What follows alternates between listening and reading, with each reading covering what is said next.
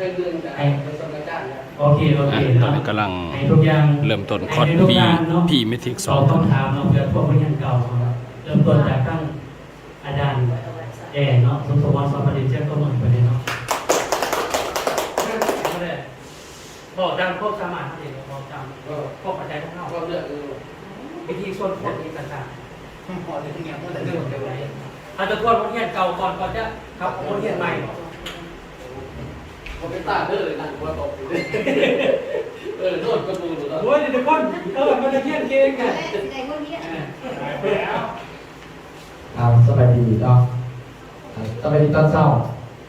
ตอนสิหรือว่าการศึกษาของพวกเราเนาะมาจากเป็นตัวผู้ว่ามาจากเป็นผู้งานเป็นตัวเราได้ทำใจในเรื่องสังสอนเรื่องสมมานี่ไปบอกนี่เรื่องส่วนผมฟังลุกขึ้นเนาะเอาแต่ที่ว่าเข้าได้ศึกษาเนาะเลยก็ได้เอาความรู้จากทางประธานแต่จากอาจารย์เนาะผ่านมาแต่เรื่องอาทิตย์สำหรับผู้ที่มากผู้ที่บ่มากที่ว่าแยกประธานได้ผ่านเนาะแล้วในอาทิตย์เดียวเนาะก็คือว่าเพิ่นได้ให้ความรู้ตั้งแต่การส่วนคนเนาะหรือว่าทั้งด้านการโต้แย้งระหว่างลูกค้ากับตัวเข้าเนาะคือต้นว่าส่วนคนเนาะเอาสิส่วนคนแบบใดคือต้นว่าส่วนคนมีอยู่3ประเภท3อย่างเนาะส่วนผู้ที่1ก็คือส่วนมาสื่อเครื่องคล้ายเครื่องส่วนผู้ที่2ก็คือส่วนเขามารวมธุรกิจเนาะส่วนอันที่3ก็คือส่วนเขาจะมาเป็นตัวแทนจะสั่งแหละคนเรานั่งเขาสมัครแบบใดเนาะอันนี้เขาคือสิคอยเรียนคอยศึกษาเหมือนกันข้าพเจ้าเองยืนข้าวไปเนาะเพราะว่าบางคนก็มักใส่ซื้อกินซื้อเนาะบางคนก็อยากเห็นอยากทำน้ำเน่าแต่บางคนก็อยากอับความสำเร็จแต่สั่งแหละถ้าว่าเราสิส่วนคนบางที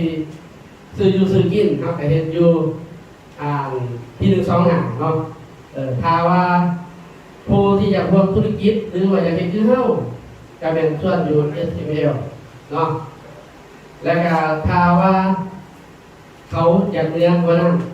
ก็คืออยากเป็นผู้สำเร็จเนาะอยากเป็นผู้ห่างนี้หรือร่ำรวยคือทางประทานซะว่าซั่นๆต้อง MLM เนาะนี่คือสิ่งที่ว่าทางประทานได้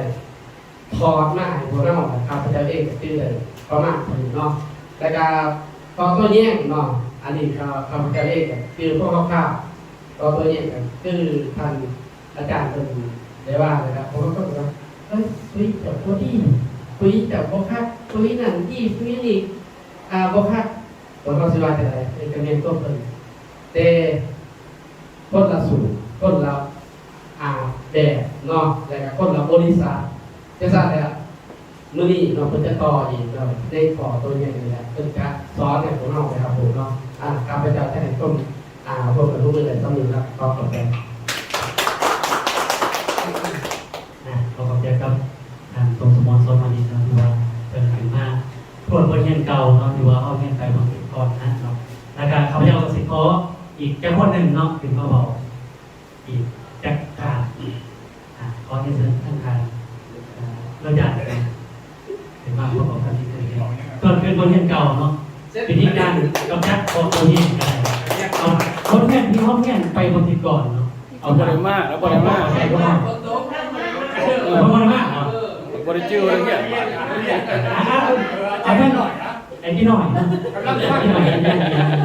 ฟังเลยดีบอกเราแค่ต้องไม่ได้มาตอนทำงานที่เราช่วงขึ้นบนยันเก่าเราต้องเปลี่ยนไปบางทีก่อนเราว่าให้ต้องเข้าใจกำมันแบบใดเนาะระวัง1ก็คือการเข้าใจของเราเอง2ก็คือวิธีต้นพ้นเอาตามบนยันเก่าตามที่อ่านเข้าใจครับ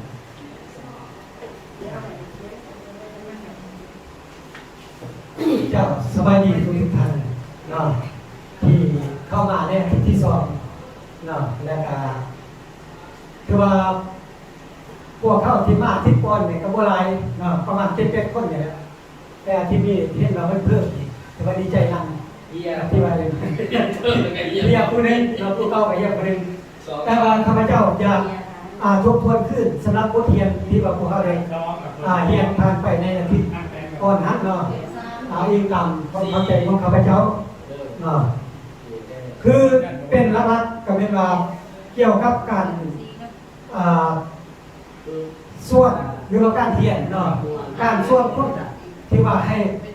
เฮ็ดอะไรให้เขาเจ้าอยู่นำเฮาเนาะก็แม่นว่าพวกเขาต้องสังเกตเนาะคนที่ว่าเฮาได้เข้าไปส่วนทักเนาะแต่ว่าอยู่ในการส่วนนี่ก็บ่เนาะเนื้อจากกระดานอาจารย์สมสมรเพิ่นบอกไปเมื่อกี้แล้วฮะเนาะเพราะว่าการส่วนคนมันมีอยู่3ระบบเนาะระบบที่1ก็คือการส่วนให้เข้ามาซื้อใส่อยู่ในเรือนหรือว่าอยู่ในบ้านเขาเองระบบที่2เน้นการส่วนให้เข้ามาเพียรผู้เกี่ยวกับคณะกรรมการเพื่อเป็นคนที่ว่าซื้อถอดของบริษัทในต่อไปนี้และระบบที่3เน้นเขาอยากสร้างเป็นผู้นักลงทุนหรือว่าอยากเป็นหัวหน้าหน่วยก็ได้อยู่บางในบางนึงสมัครลงทุนเอาสินค้าของบริษัทอยู่ในการลงทุนนั้นอาจจะมีคะแนน PV และคะแนน VV มีอยู่2ประเภทเพิ่นจะได้จัดคะแนนมีไซส์ A และไซส์ B นี่มาจากสั่นใน3คน3ประเภทนี้เขาต้องในเลือกเบิ่งว่ามันเป็นคนแบบใดเป็นคนนักลงทุนซื้อขายบ่หรือว่าเป็นคนที่ว่าอยากสอบผู้ทำเรียนบ่อยากไปกับบริษัทอยากเฮ็ดเทรดทับจริง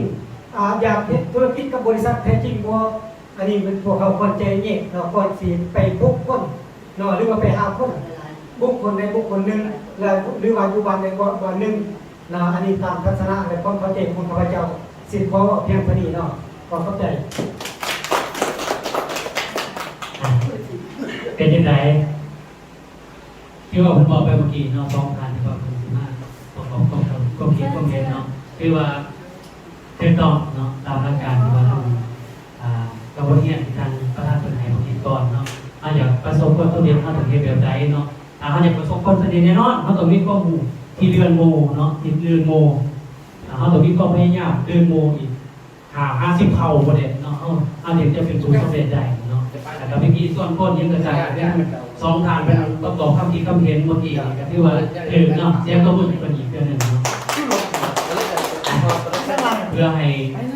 ท่านครับมาทำงานเอาไปเจ้ากระสีขอเชิญท่านประ